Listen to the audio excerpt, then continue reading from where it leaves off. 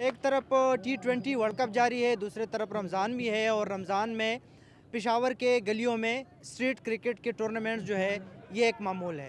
اب بھی پشاور کے حیات آباد یہ فیس 6 ہے، یہاں پہ ایک مقامی گراؤنڈ ہے، یہاں پہ ٹورنامنٹ کا انعقاد کیا گیا ہے، اور ہر سال یہ سیریز جو ہے یہ ہوتا ہے۔ ابھی اس سال اس میں 16 ٹیمیں جو ہے وہ حصہ لے رہے ہیں، اور تقریباً کوئی 200 سے زائد پلیئر جو ہے وہ اس ٹورنامنٹ میں حصہ لے رہے ہیں۔ یہاں پہ ہم نے کچھ پلیئر سے بات کی ہے کہ وہ اس سیریز کے بارے میں، اس کا مقصد کیا ہے، یہاں پہ وہ کیوں آتے ہیں۔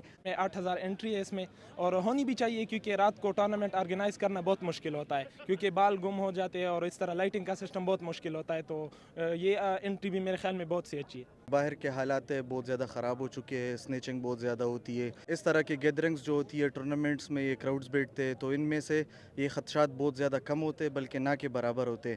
تو ان ٹورنامنٹ کا یہ فائدہ ہوتا ہے کہ سارے لوگ یہاں پر بیٹھتے، باہر جو فضول گھومتے رہتے واک کرتے تو اس سے بچ جاتے، سنیچنگ سے بچ جاتے۔ تو رات کو مطلب انٹرٹینمنٹ کے لیے ہم یہ کرتے، شوال کے لیے کرتے ہیں۔